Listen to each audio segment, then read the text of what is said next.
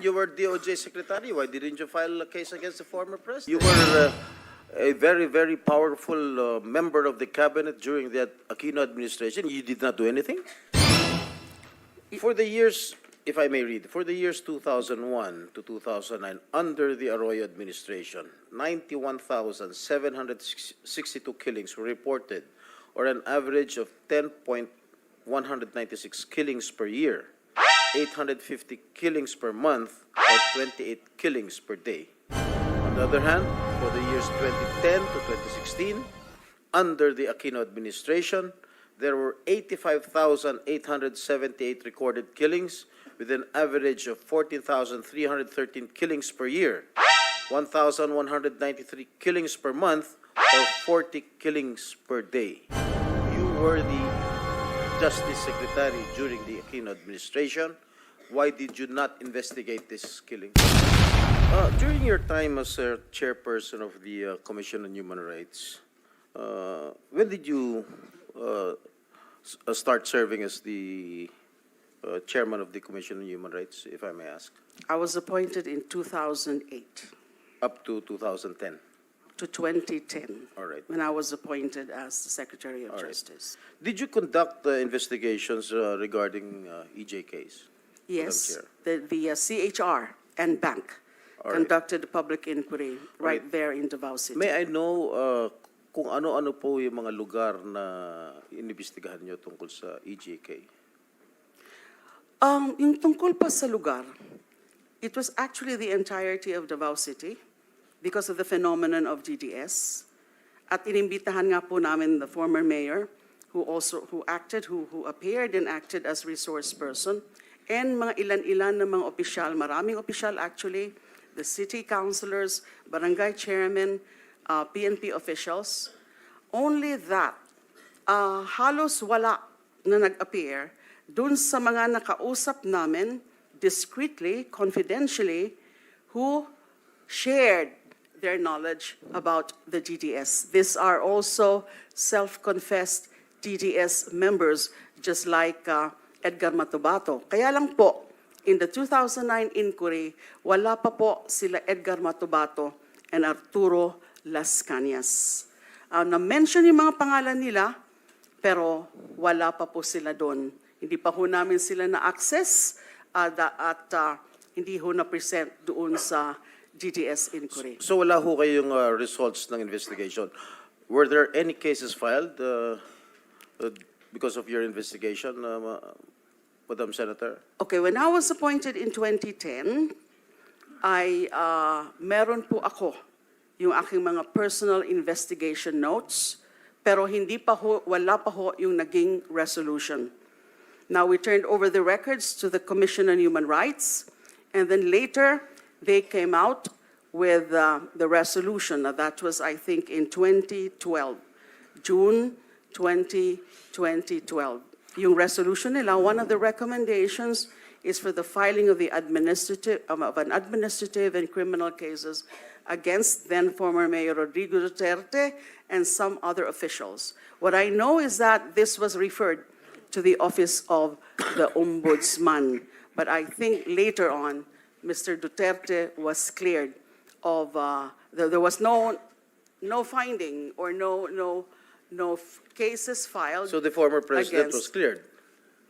Am I No, correct? it was not really cleared because I think, if I'm not mistaken, the main reason why no cases were filed with the Ombudsman against former Mayor Duterte and then President Duterte is that nung linabas na po yung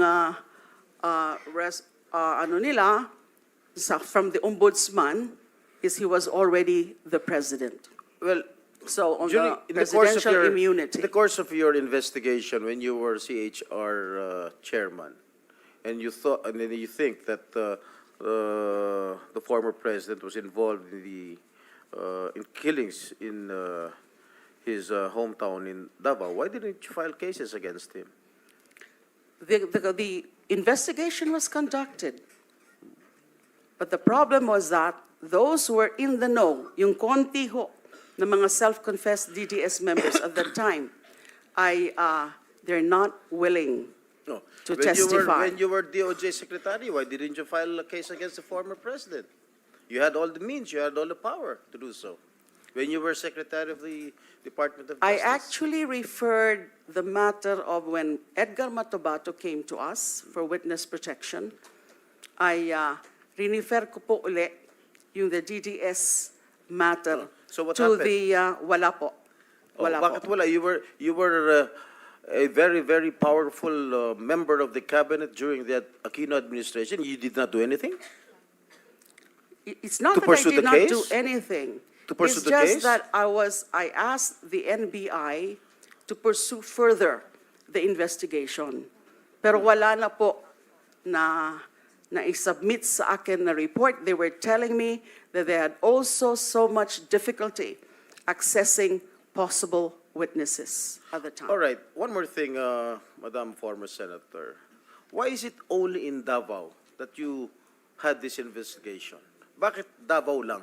Why were you so focused and why are you so concentrated in investigating Davao?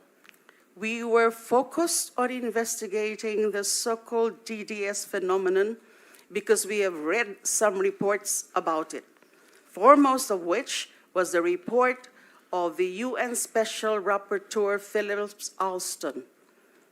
And he did come out with that report citing certain findings of the UN Special Rapporteur Philip Alston.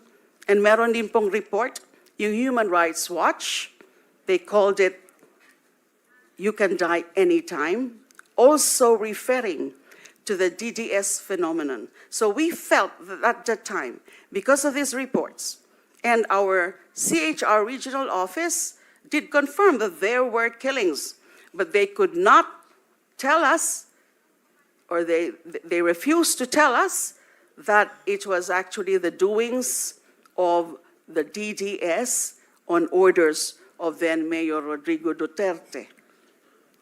But the insiders, the ones I mentioned kanina, I think there were 3 of them, which we interviewed secretly or discreetly, they did say that there was such a thing as a group as a Davao Death Squad, and then formed by the former mayor, and then getting orders also from the former mayor, something that were validated later on by Edgar Matobato and Arturo Las Cañas. Okay, Mr. Chair, I would like to invite the attention of the former senator when she was still a sitting member of the Senate.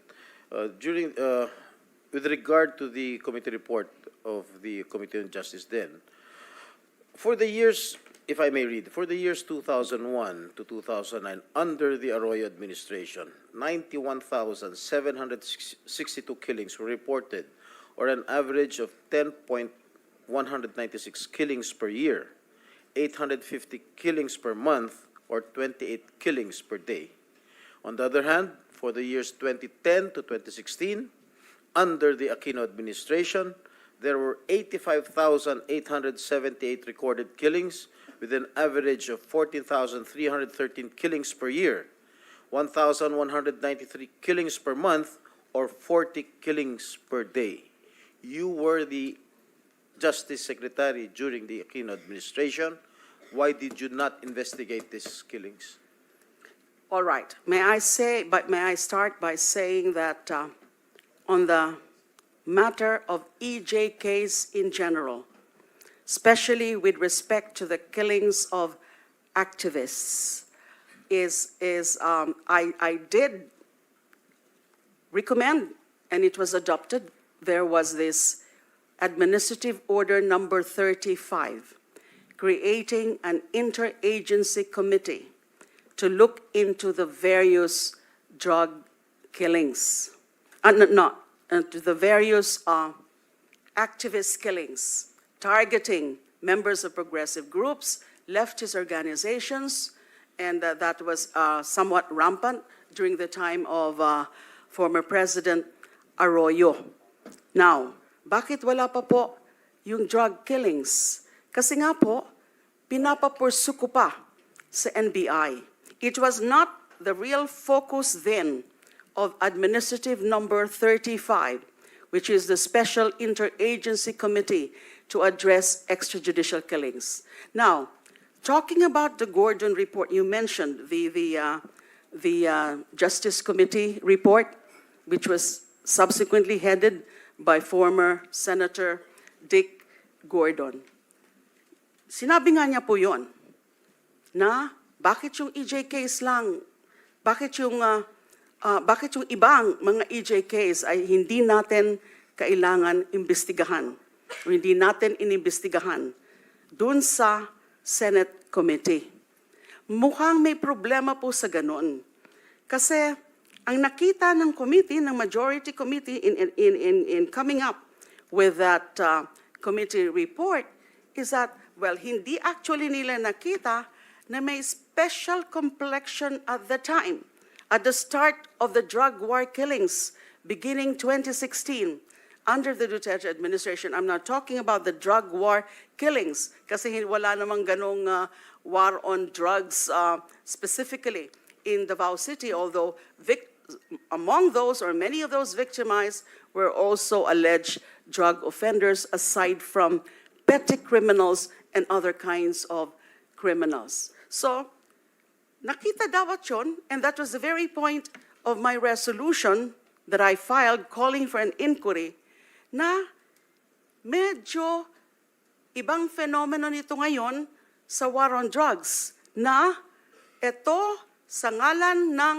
war on drugs ay may mga pinapatay in numbers, substantial numbers, in the name of war on drugs. Kaya dapat, hindi yun naging issue talaga.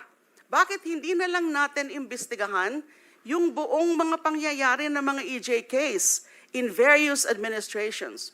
What they failed to appreciate, I'm talking about the committee report, is that the focus of my investigation ay yung mga dumadami na halos araw-araw na pinapatay since day one of the former president's assumption into office. And even before his official assumption into office, meron na talaga na mga pinapatay araw-araw, halos araw-araw, nakita natin yon. Thank you, ma'am. So that's supposed to be Mr. Chair. the focus. Ma'am, teka muna. Wrap up my questioning to Yes. Senator Delima, but I would like to put it on record that the resource person, the former senator, did not answer directly my question, Mr. Chair. And I might be mistaken of defending the former president. I am not defending the former president. In fact, if it is his turn to answer questions, I will ask questions also. Thanks for diving into the world of curiosity with us here at Curiosity Vaults. If today's video sparked your imagination or left you wanting to learn more, be sure to hit that like button and subscribe for even more fascinating discoveries. Unlock the mysteries of the world with us in every episode. And remember, stay curious because there's always something new to discover.